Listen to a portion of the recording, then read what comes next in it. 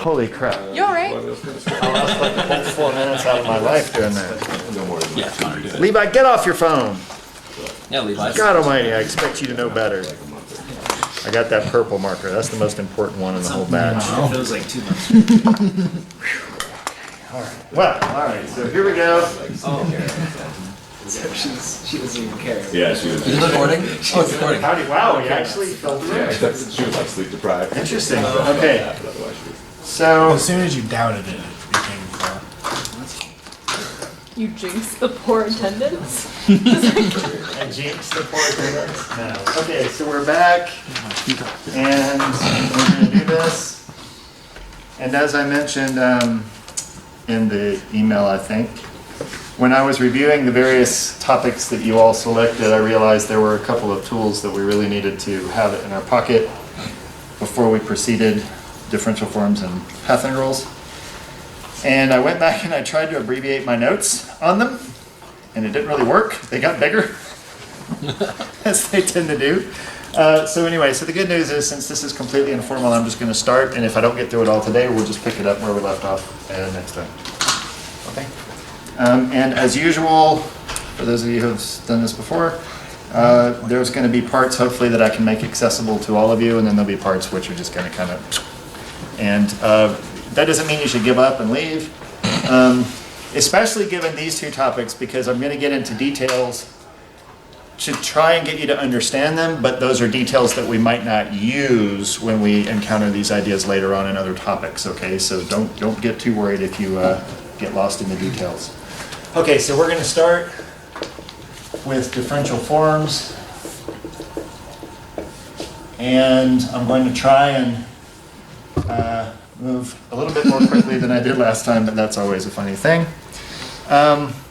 So differential forms are an incredibly, you gotta sit right behind the camera and laugh. Like you couldn't sit like way back in the corner where Avery is if you're gonna be Mr. No, I Laughy was Pants. sitting up and my foot tapped the tripod and there was a moment of panic.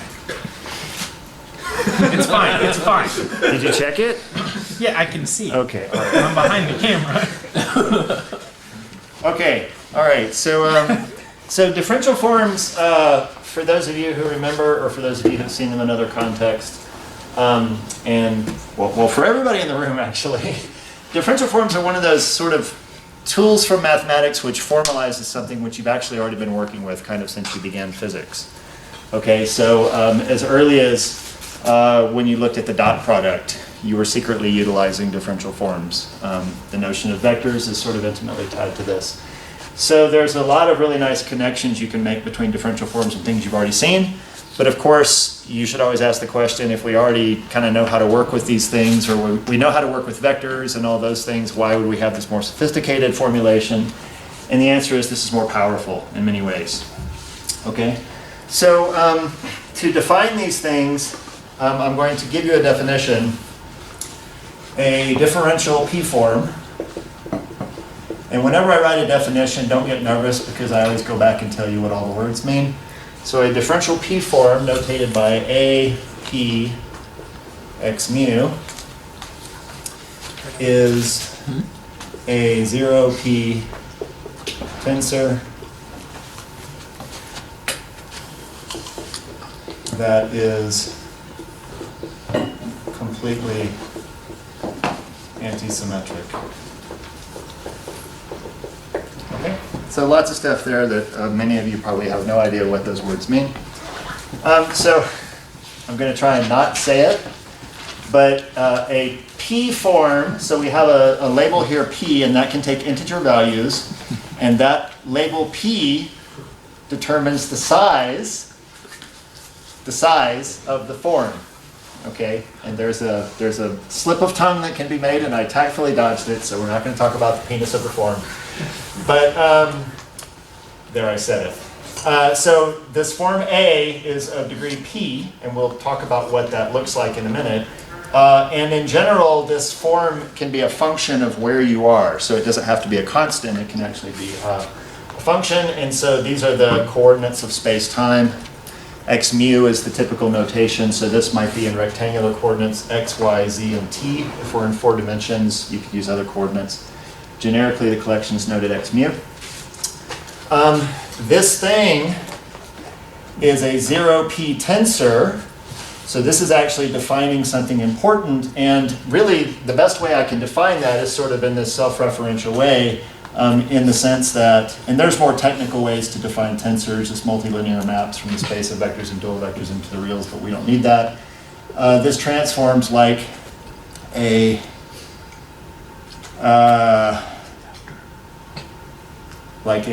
p index dual tensor. So for those who've taken general relativity or worked with tensors, the way we actually identify tensors is that they transform tensorially. So we define a transformation rule for tensors, and then we say a tensor is anything that transforms like this. So to give you an idea, a vector is a tensor. A scalar is a tensor. Okay? And then if you're Pat Cole, you say things like a matrix is a tensor, which is categorically wrong, but Pat says it anyway.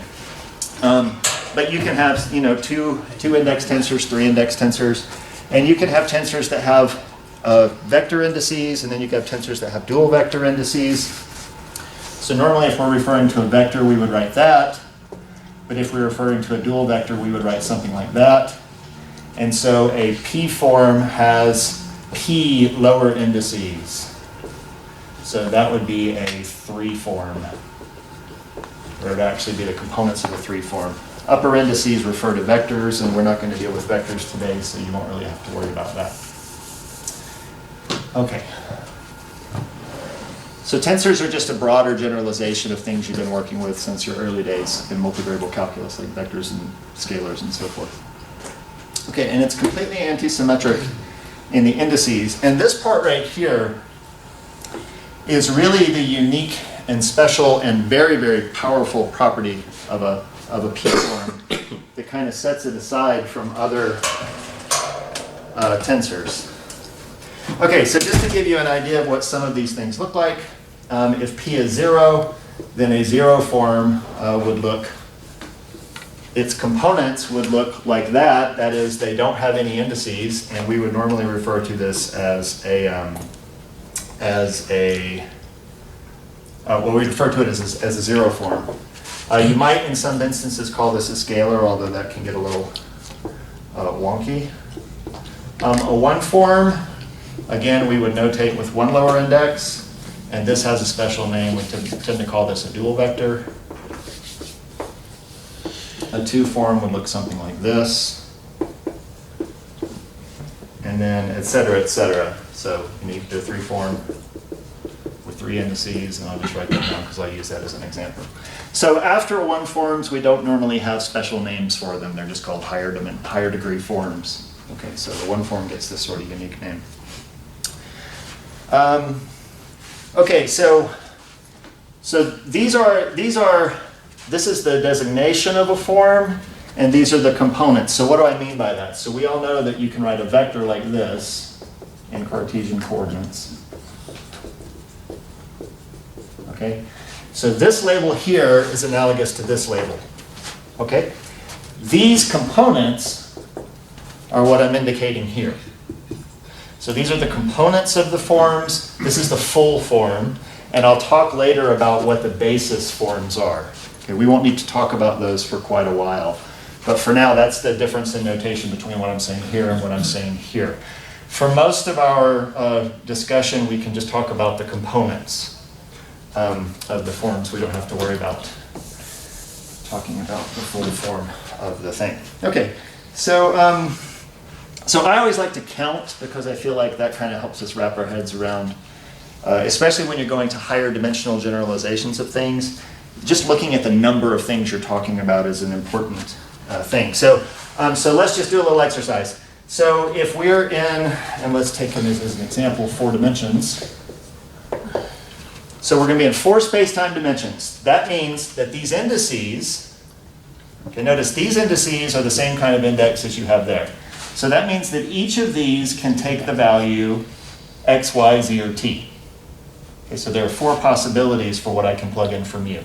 4 for here, 4 for here, et cetera, et cetera. Okay, so how many components does this thing have?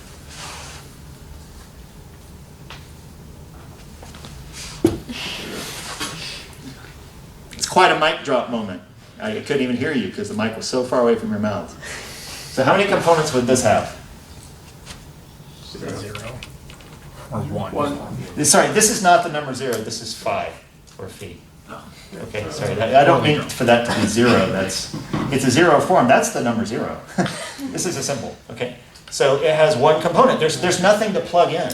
So it's just whatever value it has. So this is 1. Okay, how many does this have?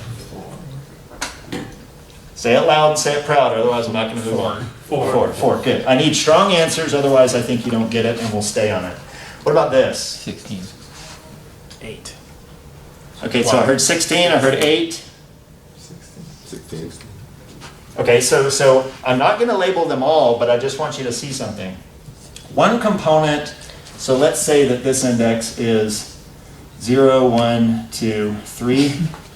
We tend to label it 0, 1, 2, 3 because 0 is the time label. That's just sort of convention. So one component of this might be B01. Okay? Yeah. But B01 is related to B10. Sorry, I guess, yeah, maybe I should have, Independent. yeah, I should have said independent. So 10. Yeah, so if we're counting independent components, notice B01 is related to B10 by a minus sign. So if I specify B10, I've already specified B01. So these are not independent, okay? What is B00? 0. Well, we know it has to be minus B00 because it's antisymmetric, but what is equal to minus itself? 0, okay? So what we find is that we ostensibly have 16 components, but we lose a lot of their independence because of this relationship and the fact that if you have the same two indices, all those components are 0. So in the end, if we do the counting, we end up with 6 components. Okay? What about the 3 form? How many components do you think this has? If you were to guess. So let's, naively, what do we start with? 4 times 4 times 4? 64. 64, so we got a lot. But there's a lot of repeats. But there is a lot of degeneracy. Okay? So I actually have sort of examples of this written out in the notes, but if you actually sit and you calculate it, you find out that there are 4 independent components to that thing. Okay? All 4 forms can have 1. So it's strange, the number goes up to a certain point and then it goes down. Okay? And just notice, I mean, a lot of these are 0. So for example, that thing is 0, but so is this thing. So is this thing.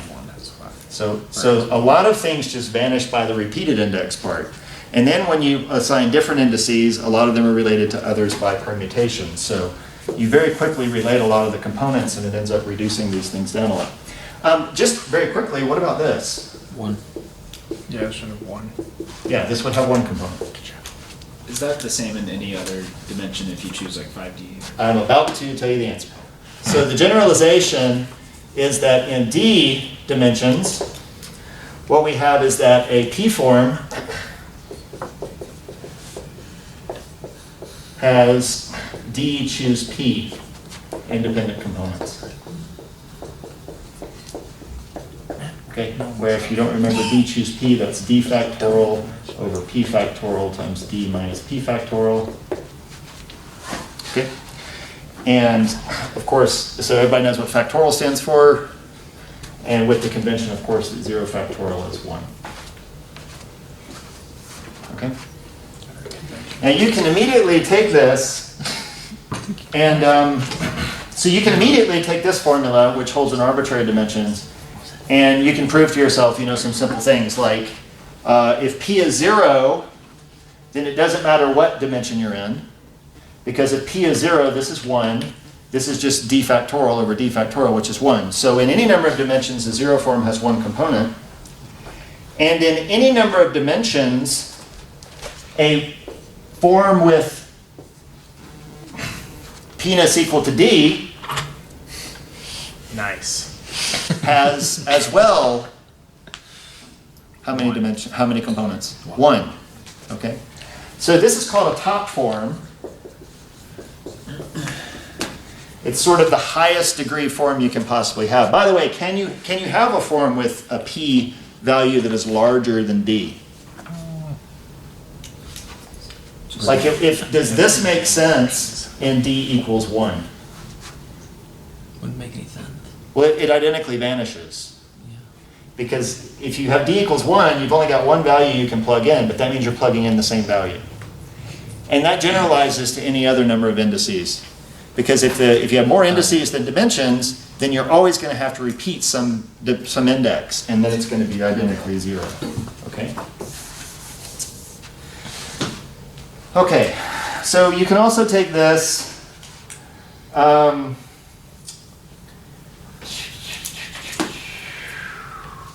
Yeah, so you can also take this, and you can show that any p-form has the same number of independent components as a D minus P form. Okay, it obviously holds for the top form and the 0 form. Okay, but it actually holds in general. So if we're in 4 dimensions, if we're in 5 dimensions, a 2 form has as many components as a 3 form. Okay. Now this observation is actually important because one of the topics we're going to talk about, and it's actually going to be a recurring theme in a lot of what we're going to talk about, is the notion of dualities. And it turns out that a lot of dualities that we encounter in physics, part of their operation is exchanging a form and its D minus P version. So you're swapping these two things, and you're swapping the roles they play. But if you're going to swap them, you don't really want to swap two things that have different numbers of independent components, because that'd be weird. It's kind of like if I had a theory that had with an object with 3 independent components, and then I had an object with only 1 independent component, somehow swapping those would be weird, because I'd be changing the degrees of freedom. This is just saying you're keeping the same degrees of freedom. You're going to swap something with 3 for something else with 3. Okay? And we'll see details of that as we look at topics later on. It's amazing how fast the time goes. My, how the time flies. Okay, so now that we have sort of, kind of, a little bit written down and at least done some counting on forms, when we introduce mathematical objects like this, the first thing that we should do is talk about, is there some form of arithmetic, okay, that we can, or do we have to generalize the arithmetic that we're familiar with from numbers and functions and so forth to apply to forms, okay? So, arithmetic is pretty simple. We talk about addition, we talk about subtraction, although that's usually just a simple generalization of addition. And then we talk about multiplication. We don't often talk about division, we can sometimes, but really addition and multiplication are the two that are key. The good news is that the addition of forms is pretty straightforward. And it kind of just follows from your intuition with vectors, okay? You can add 2 vectors as long as they kind of live in the same space, okay? So therefore they'll have the same number of dimensions.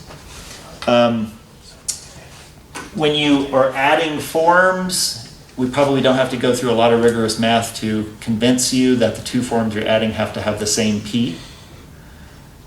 Okay, this is kind of like what you learn in vector calculus when you say, it doesn't make any sense to add a vector to a scalar. Okay, we teach that to kids in Physics 1 all the time. I'm not saying they learn it, but we try. Same thing here. It really doesn't make sense to add a 0 form to a 1 form. I don't even know what the resulting object would be. Okay, so you only add forms of like P. And the good news is when you add 2 forms of like P, you get a form of the same degree P. Okay? And you in fact just add them component-wise. The same thing we do with vectors. So there's nothing really tricky that comes in with addition of forms. Where things become tricky is when we talk about multiplication of forms. But you already know this from vectors, right? Addition of vectors is relatively straightforward, but when you talk about multiplication of vectors, ooh, then you get dot products, you get cross products, and all the love that ensues from that. So the same thing happens when we talk about forms. We have to be careful with products. So when we want to talk about products of forms, first of all, if I were just being naive, and this is the way I genuinely feel with math, like if I were asked, how do you multiply two forms, I would say, I write them next to each other, and that's multiplication. Like literally, that's what do? You just put them next to each other, and that's multiplying. But we can already see something a little wrong with this, right? Because if I were to write the components of this, let's just say, for example, that this is a 1 form and this is a 1 form. So the components of this would be a mu, and the components of this would be b nu. Okay? So if I literally just kind of multiplied their components together, I would end up with this object. Okay? But the problem is that these are not the components of a form. How do we know that? Not necessarily anti-symmetric. They're not necessarily anti-symmetrized. Okay? There's no reason, for example, why A0, B1 is equal to A1 or equal to minus A1, B0. Okay? We have not imposed that. So if I literally just took the 4 pieces of this, the 4 pieces of this, and just created all these pairs, there's not going to be any relation between the pieces. So what we find is if we just use our basic intuitive idea of multiplication, when we multiply two forms together, we don't get a form. And that's all right in certain contexts. Certainly the dot product of vectors, we kind of multiply two vectors, although there's actually a lot more going on to that story. But you multiply two vectors with a dot product and get a scalar. But here we really want sort of a closed arithmetic, so we would like to have a product of forms which gives us a form. And so we have to be a little more sophisticated. And so the product that we're going to introduce, you were at this topic last time, weren't you? I was, but I don't remember. Matt. I was not here. Nathan. What was the question? What do we call the product of forms? The form of product. Eric. Wedge. It's the wedge product. Good. He wasn't even here. Okay, so we're going to use the wedge product. You just got a compliment. Okay, so the good news about this wedge product I'm going to introduce is that when you wedge two forms together, you get a form. But of course, we got to be careful and explore some of the caveats that go with that. So first of all, if I have a P form and I wedge it with a Q form, and you don't have to have P and Q be the same, okay? Then the result is a P plus Q form. Okay, so you literally just get the sum of the degrees. And the components of this, so I'm going to just kind of write a general example. The components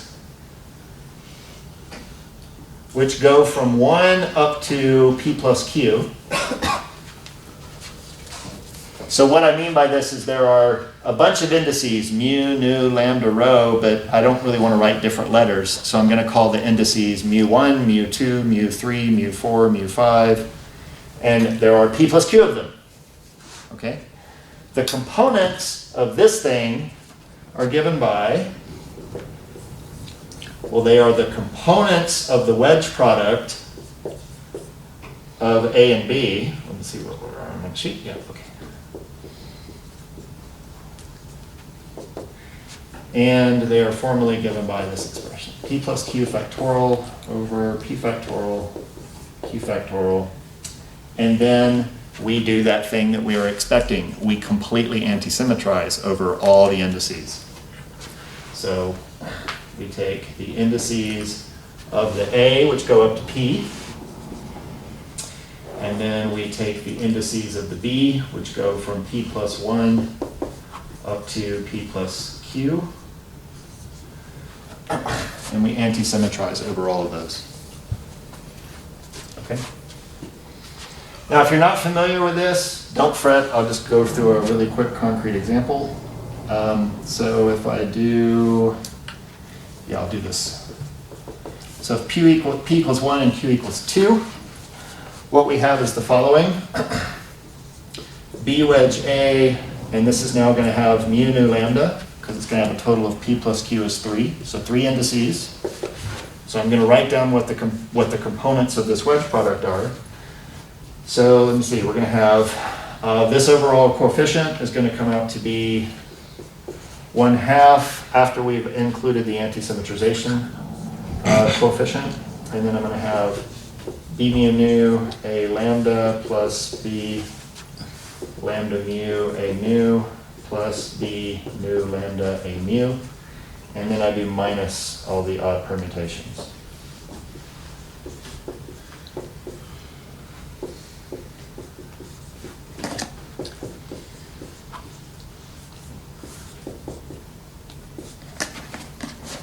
Okay, so let's just take a look at what I did here.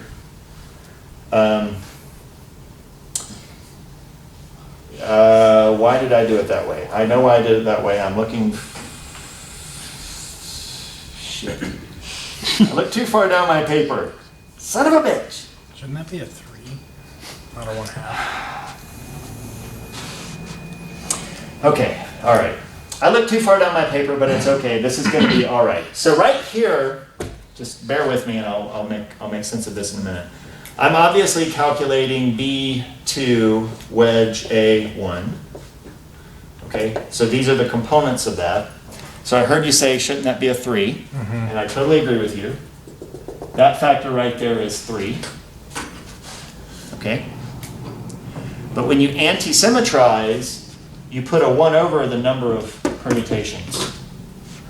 So you get a 1/6 from this right here. Okay. Okay? So you know if you anti-symmetrize the 2-index thing, it's 1/2 the version minus the version with them swapped. Yeah. Well, that 1/2 is 1 over the number of permutations. Alex, So, yeah. if you're in like 2-dimensional space and the product of that is a 3-dimensional object, does that simplify down to 2 objects or 2-dimensional? Sorry, if I'm in a 2-dimensional space, So you said that the result of a wedge product is P plus Q dimensions. And or if P you're- plus Q degree, degree. Yeah. But if you're only in like 2-dimensional space, for your example, you're- then you can't do this. Okay. When you anti-symmetrize, it will trivially vanish. Okay. So yeah, so you can have 2 forms which are non-zero, but if their wedge product has a degree of P that exceeds the dimension of the space, then that wedge product will trivially vanish. Yes. How does B wedge A relate to A wedge B? That's where I skipped the line. Okay. So I'm actually going to be able to use this example to show you. So, okay, so just coming back to this, I'm computing the components. I just happen to reverse the wedge product. I'll talk about the order in a second. I'm computing the products of the wedge product, so I'm labeling them by 3 indices. And then I have this factor, which in a 3-index case, in the case of 1 and 2, gives me a factor of 3. I have 6 permutations, so I get a 1/6, and then the 3 and the 1/6 combine to give me that 1/2. And then notice, these are all the even permutations, and these are the odd permutations. So the effect is if I literally just pick 2 indices, say mu and nu, and I swap them everywhere. So I swap them there, I swap them there, I swap them there, and then I do the same thing here, I will have written minus what I started with. Okay? That's what it means to anti-symmetrize under the exchange of indices. Okay, so to your question, which was what I had this example to calculate, but it won't really illustrate it, the commutativity of the wedge product is non-trivial, and it looks like this. Where, I mean, you can say this is a P form, this is a Q form, Yeah. Q form, P form. Okay, so whether or not the wedge product commutes actually depends on the degree of the forms that you're wedging. Okay, so here in this case, it's 2 and 1. So I have 2 here, and then of course I get a plus sign. And so this this is actually the same as the components of A1 wedge B2. The components would have been the same. And I have explicit examples written up in the notes, and I'm going to post these on the PhysicsX website. I tend to burn a lot of time in the lectures by writing examples.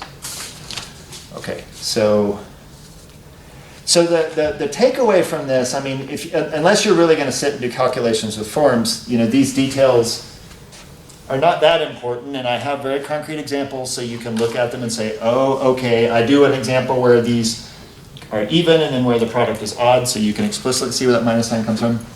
But what I want you to take away from this is the multiplication of forms is defined specifically so that the product of two forms gives you back a form. And that's why it has to be sort of complicated. And unfortunately, that's why you get some oddities like this commutativity rule. Okay, it just kind of comes along with the definition. There's not much we can do about it. But otherwise, the arithmetic of forms is straightforward. Addition is really relatively straightforward. We've got an idea of multiplication. Yeah. I mean, is there any other sense of multiplication, like a kind of more like a dot product or something, where it would reduce, where you multiply 2 and it reduces the number? Well, the dot product is really not the multiplication of two vectors. Yeah, I know. So, I mean, but yes, that's actually exactly.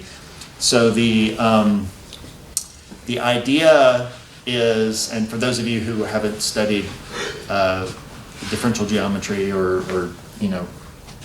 general relativity or particle physics or wherever you see it, the dot product is more than just a product of two vectors. What it really does is it takes one vector and it dualizes it. It turns it into a dual vector, and then the dual vector and the vector are naturally defined to combine to give you a map into the real, so they give you a number. So yes, the answer is that a one form can be naturally combined with a vector to give you a number. Okay, but in terms of forms and forms, I don't know of a definition which is going to remove.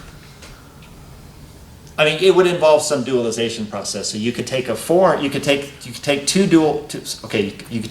one forms, which are both dual vectors, dualize one of them to turn it into a vector, and then the product of that would be a number. So you can do it, and it would be really the details of what you see in GR when you're dealing with products of vectors and dual vectors and so forth.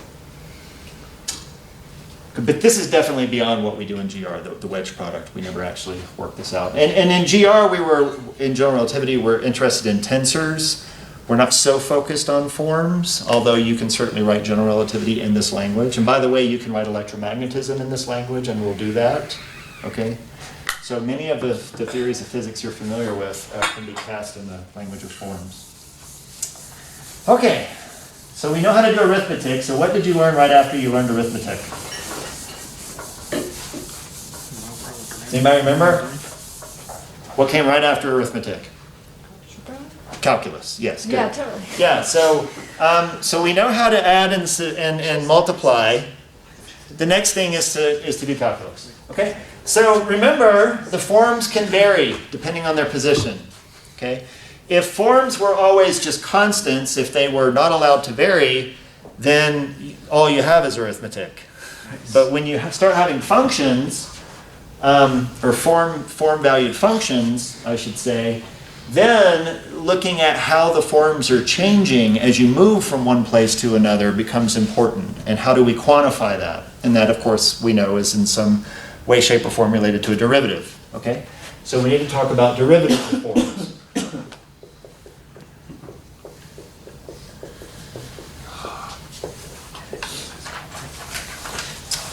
Again, we have a naive way to do this, but it turns out the naive way to do this is not going to be the best method. So first of all, we could just try to take a form, say a p form, that is a function of position, and take the derivative with respect to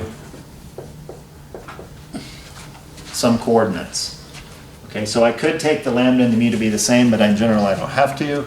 So I'm going to notate this. I'm going to say that this is this, So if I had a partial derivative with a lower index, that means this. That's my shorthand going forward. So this is going to be this. Okay. Which has components naively d lambda a, and let's just say if p was equal to 2, it would have p a mu nu minus d lambda a mu mu. Okay. So, what the problem is? What's the problem with that? What's the problem with applying this sort of naive, just take a derivative with respect to the coordinates?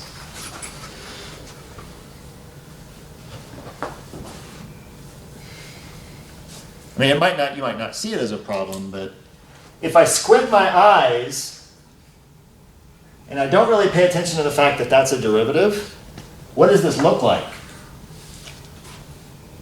It looks like an object with how many indices? 3. 3? Yes, 3. Yeah. Nathan was like, 3 in the back of the room. Yeah, it looks like an object with 3 indices. So what question might we naturally ask? Why doesn't it have 3? Is that a banana? Say it loud, Nathan. Is it form? Is it a 3 form?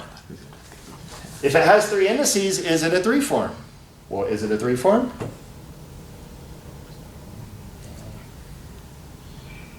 Is this a 3 form? Are these the components of a 3 form is maybe what I should ask you. No. The answer is no, because it's not anti-symmetrized. It's anti-symmetrized over mu and nu, but not over lambda. So there's no way that this thing gives me a 3 form. Okay? Now you might say, well, maybe it doesn't need to. Maybe this is just a 2 form that you're taking the derivative of. Okay? And you can do that. You can just take the derivative of a form. Like, this is perfectly well defined. It's just, if we allow ourselves to define a derivative of a form which gives us another form, we find some very powerful results that come from it. Okay? We don't have to, but if we do, that's where the magic comes in. So, let us define a new derivative. And what do we call that derivative? Anyone? Bueller? Bueller? Is it the Bueller derivative? Bueller? Huh? No. What'd you say? Nothing. What'd you say? He asked if it was the Bueller derivative. Bueller? Bueller? Anyone? I'm gonna quit. I'm not gonna call on you anymore. Do you know what it is? The Lie derivative? Close. I'm not It's going to call on related. you immediately. Variant Call derivative? Nope.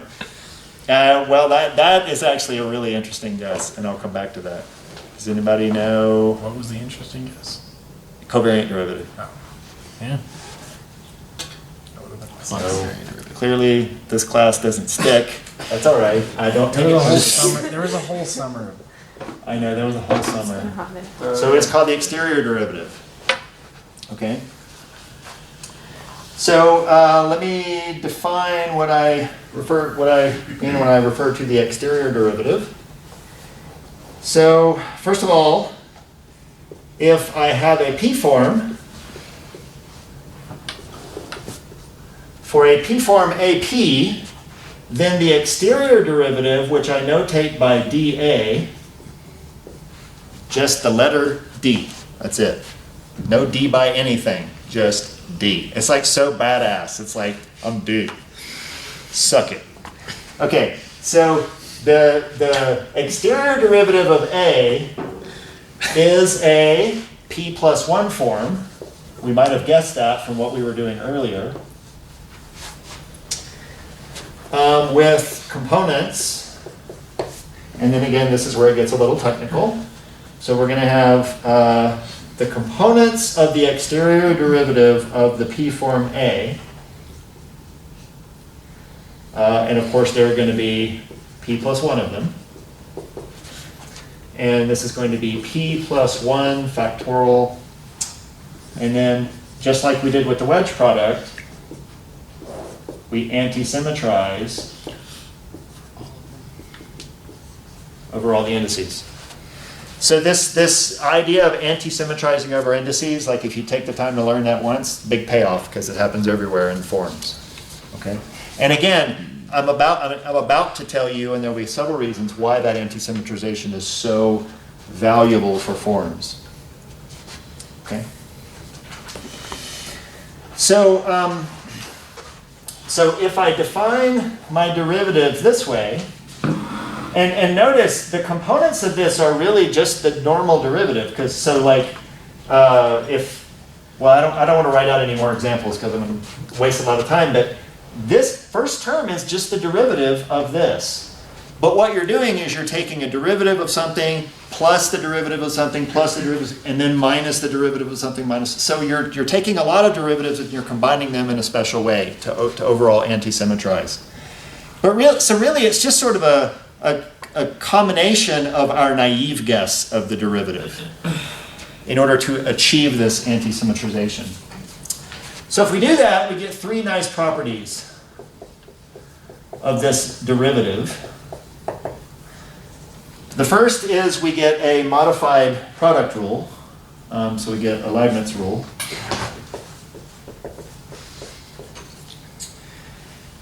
So we have for A, P, and B, Q, then we find that D of A wedge B, so you know the product rule from calculus, if you have the derivative of the product of a functions, then you do the derivative of the first times the second function plus the first function times the derivative of the second. We all remember that? Okay, well for forms, of course, it's a little more complicated. And so it's dA wedge B plus minus 1 to the P A wedge dB. Okay.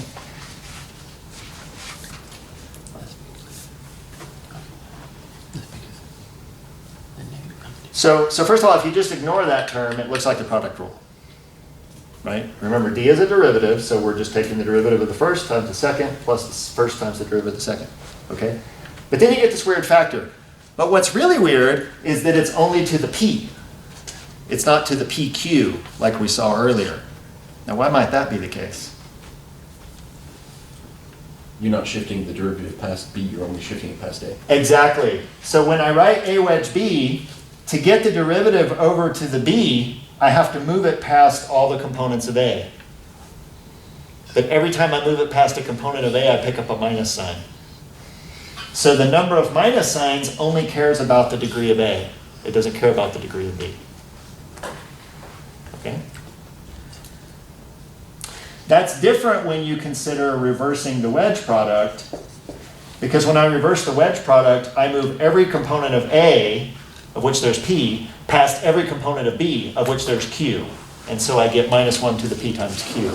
But here I'm only moving the derivative, which has one component, past the components of A. Okay? So that's the first interesting result. That's not necessarily a powerful result. Here is a powerful result. In curved space, or in curvilinear coordinates. So much of the physics that most of you are familiar with is in flat space. That's, you know, Minkowski space or Euclidean space if it's purely spatial, but you think of putting down an x, y, and a z and maybe a t-coordinate system. And all the expressions are really simple. You can go to curved space. You can talk about what if you're on the surface of a sphere. What if you're in the geometry around a black hole or a planet or whatever. So you can go to a curved space, or you can stay in flat space, the space you've been working with, but you can use, for example, spherical polar coordinates. One of the things you know from E&M is that even if you work in flat space, if you use spherical polar coordinates, a lot of your derivative expressions get wonky, like your gradients and your curls and your divergence operators take new forms. And that's because you're working in these curvilinear coordinates. The same thing happens when you work on a curved space. Your gradients and curls and so forth take new forms, okay?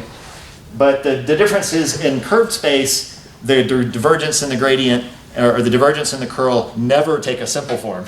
They always take a complicated form.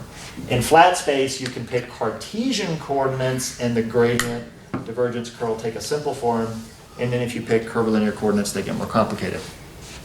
So the way that we generally handle derivatives in curved space is we take the normal partial derivative. Okay, so this is the derivative that we're familiar with. So this might be d by dx, d by dy, d by dz, if we're in 3 spatial dimensions. And we have to fix it to what's called a covariant derivative. And the covariant derivative is the sum of the original derivative plus this thing called a symbol, and it's technically the Christoffel symbol if you're talking about space with a symmetric connection. But this thing right here basically fixes this derivative. So there's a long story here, and if I told you the entire story, I would be teaching you general relativity, which we clearly don't have time for. But basically what we find is that this derivative in a curved space, or if you're working in curvilinear coordinates, this thing doesn't act like a vector or a dual vector. It doesn't transform right. But again, we like things that transform in an expected way, that we want things to transform as vectors or scalars or whatever, okay? So what we do is we take this thing which is broken and we fix it into something that does transform right. The thing that does transform right is built out of this old thing plus a correction. So the combination of these two things, this is broken, this is wonky, but their combination works. That's kind of all you need to know. If you want the details, take particle physics or GR, because that's what the entirety of those courses is based on. Okay? So this is what we normally have to do when we go to curved space or curvilinear coordinates. We have to fix our derivative. For our exterior derivative of forms, what do you think we then need to do if we go to curved space or curvilinear coordinates? Say it again? Nothing. Nothing. That is the power of this anti-symmetrization. What you find is because the components of this thing are anti-symmetrized, when you introduce these corrections, these correction terms are symmetric in 2 lower indices. And then this is anti-symmetric. And when you completely, I'm going to use some words here that many of you might not be familiar with, but when you completely sum over, or when you completely contract over an anti-symmetric, the indices of an anti-symmetric object and the indices of a symmetric object, then you're going to get 0. So you can try and put this correction in, but it's just going to disappear. So the exterior derivative is automatically a good derivative if you go from flat space to curved space, or if you go from Cartesian coordinates to curvilinear coordinates. You don't have to fix it. Okay, that's a very powerful thing. And the second very powerful and interesting property is that if you square the derivative, that is, if you take the derivative of something, what do you get?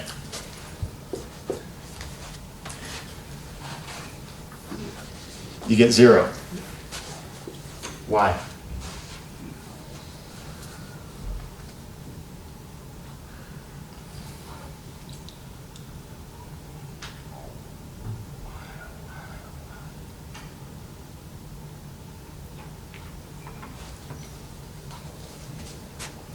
So when I take the derivative here, I'm going to anti-symmetrize over this index with these indices, okay? But then I'm going to take another derivative. So I'm literally going to be doing this.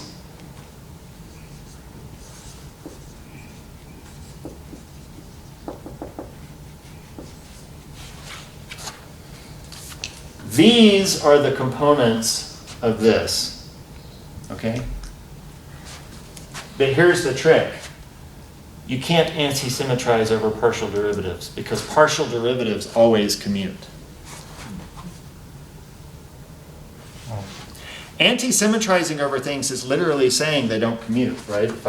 If I say that a mu nu is minus a nu mu, then the mu and the new indices you can't switch.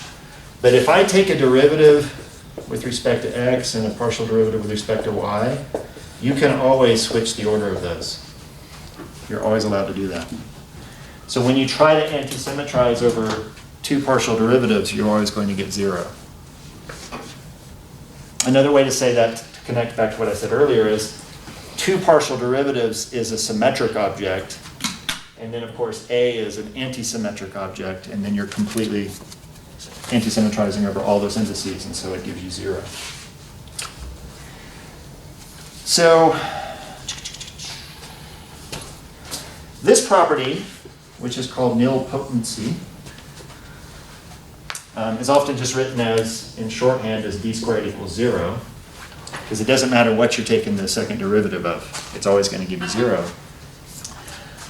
This is the basis, this observation is the basis for something called de Rham cohomology, which is one form of doing what's called differential topology, and that's something that we talked about in a lecture from last spring, and you can go back and watch that video. We're not going to need to go over de Rham cohomology for much of what we do this semester, but this is very important for topological considerations. And then this is very important if you want to try and write things down that don't depend on coordinates, because if you work in terms of forms and exterior derivatives, you don't have to go and fix things when you go to wonky coordinate systems.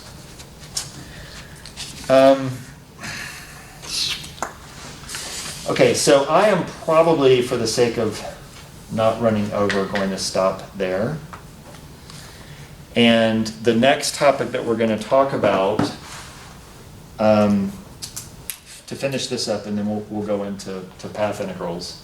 But the next topic that we're going to talk about is obviously the next step that you would take after you've defined differentiation, and that is Integration. integration. Okay, and integration of forms itself is it's actually one of the most interesting topics for the purposes of where we're going to eventually go in the course of this series. And of course, it's going to be non-trivial. Nothing is trivial when it comes to forms. But there you have it. So we've defined what these forms are. We've talked about their components, in particular focusing on this anti-symmetrization of indices, because that's really the key to a lot of these really nice properties. And the same thing's going to happen when we talk about integration. We did the form arithmetic, addition, multiplication, and then now we have an idea of how to take derivatives of forms. And again, to define the multiplication, to define the derivative, the key objective was when we do the operation, we get back a form. So we're always working with forms, okay? And then we see some interesting properties emerging already, okay?